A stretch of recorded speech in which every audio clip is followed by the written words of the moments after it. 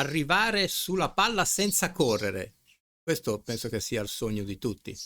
Vediamo come si fa. Intanto dobbiamo soddisfare 3 necessità. La prima, capire subito dove va la palla. Anche qui c'è un video, vi lascio tutti i video in descrizione degli argomenti che sono collegati a questo aspetto. Il secondo, devo essere fermo di fronte al mio avversario, ma non statico. Non statico perché? Perché io dovrò avere una certa dinamicità, con lo split step la ottengo, per dare subito l'impulso per andare verso la palla. La terza necessità è che dobbiamo arrivare sulla palla prima del rimbalzo. E come si fa ad arrivare sulla palla prima del rimbalzo senza correre? Vediamolo. Ho circoscritto una zona del campo con dei piccoli cerchi. Questo per farvi vedere che io con un passo riesco a coprire un largo spazio nel campo. E vedremo tutti e 3 gli spostamenti, quindi spostamento laterale, in avanti e indietro. Partiamo dal mio dritto. Allora io sono mancino, però chiaramente adattate in base alla vostra lateralità. Partiamo col mio dritto, quindi il mio dritto io mi sposto verso sinistra.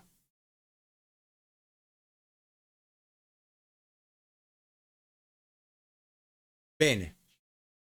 Cosa ho fatto? Ho fatto uno split step, un passo incrociato, quindi un cross step, e un passo di stop, che è quello per giocare il dritto in open stance.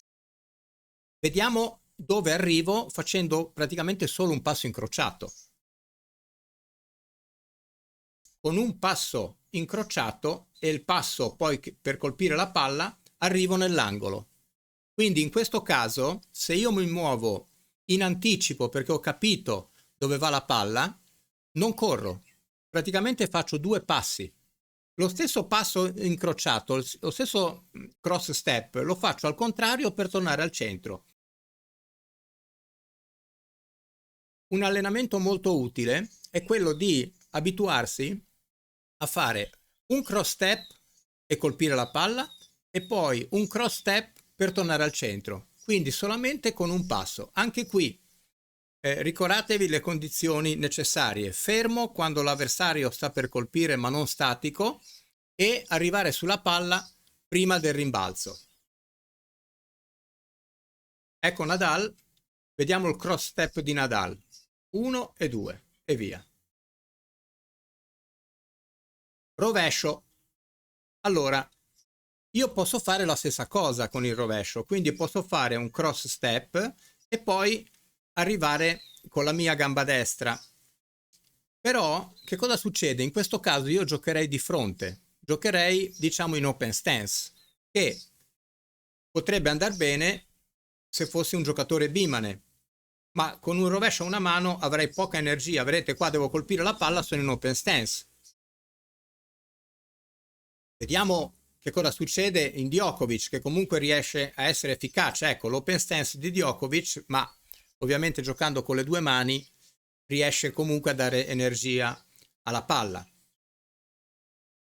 Viceversa, Federer, che gioca a una mano, lui dovrà adattare un pochino questa corsa se vuole arrivare in una posizione di close stance sul rovescio, quindi una posizione affiancata. Allora il primo passo che fa, in realtà lui non fa un passo incrociato, ma fa uno shuffle step, che è quello di avvicinare un piede all'altro e poi muovere l'altro piede. Guardatelo.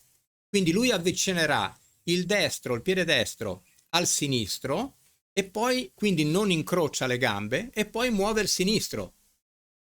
Per poi, ecco, vedete? E così riesce ad arrivare girato come voleva fare. Rivediamo. Là. Invece, in questa situazione, io faccio un cross step, un altro passo ancora e poi vado a colpire la palla. In questo caso magari la palla è un po' più lontana, quindi devo fare 2 passi, però il primo passo faccio sempre il cross step e l'ultimo passo che faccio con la gamba sinistra è per ruotare completamente il corpo. Ma anche qui arrivo sulla palla con un cross step. Cross e colpo. Rivediamo, cross e colpo. Con due passi, un passo e mezzo, con un passo e mezzo arrivo in un angolo. Però se io parto un attimo in ritardo, non riesco a chiudere l'angolo, devo rincorrere la palla e lì sì che comincio a correre. Vediamo lo spostamento in avanti. In questo caso io andrò a giocare un dritto più o meno a 3/4 campo. Ho due possibilità, o fare degli shuffle step o fare il passo incrociato, quindi il cross step. In questo caso io farò 2 shuffle step e prima di fare lo shuffle step devo fare il passo più importante, che è quello di girarmi. Quindi io porterò avanti la mia gamba destra e poi, ecco, e poi faccio i 2 shuffle step. Se non devo andare troppo lontano, ne basta uno di shuffle step. Quindi si sposta di fianco subito e poi lo shuffle step. Se invece voglio arrivare più lontano, faccio un cross step, vedrete la stessa cosa, con un cross step riesco ad arrivare nello stesso punto che ero arrivato con lo shuffle step, quindi arrivo più distante. Quindi anche qua un passo e riesco a colpire la palla. Vediamo, cross step e poi il colpo. Stessa cosa per il rovescio, quindi io per il rovescio potrei fare uno shuffle step e poi, o 2 e poi arrivare sulla palla, oppure faccio il cross step. In questo caso io sposterò avanti la mia gamba sinistra prima di fare il passo con la destra, sinistra avanti, vedete, sinistra avanti, cross e il colpo. Sinistra avanti, cross e colpo. Anche qua con un passo arrivo sulla palla. Qua Federer, gamba destra avanti, cross e colpo. Spostamento all'indietro.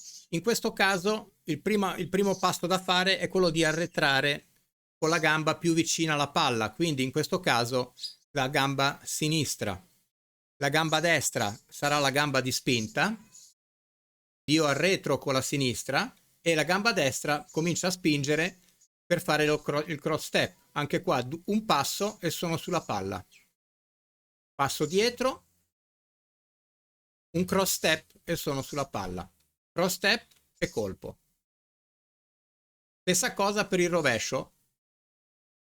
Nel rovescio io porterò indietro la mia gamba destra come primo passo e faccio il cross step con la sinistra.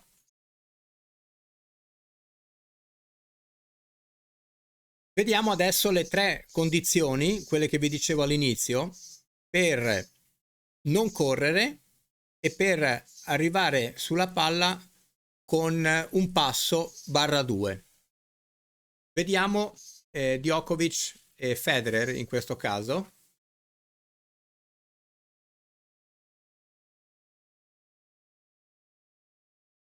Vedete che sono già lì prima del rimbalzo della palla.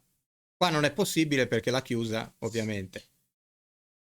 Però il concetto deve essere quello di essere sul punto dove si colpisce la palla prima del rimbalzo e, come potete vedere anche nel video dello split step, nel momento in cui l'avversario colpisce la palla, io sono davanti a lui in una posizione neutra. Neutra significa che non devo avere il peso del corpo da una parte oppure dall'altra, devo essere in una condizione da poter andare in qualsiasi punto del campo.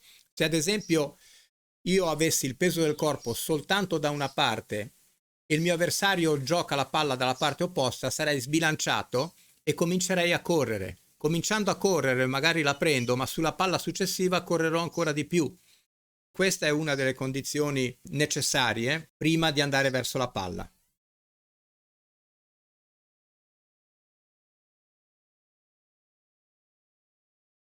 E qua la chiude. Avete visto che con pochissimi passi, se li faccio al momento giusto, io riesco ad arrivare sulla palla senza correre. Ripetiamo le 3 condizioni: capire subito dove va la palla, devo essere di fronte al mio avversario in una posizione predinamica in modo da partire poi con lo split step, e devo arrivare sulla palla prima che la palla rimbalzi. Buon tennis a tutti!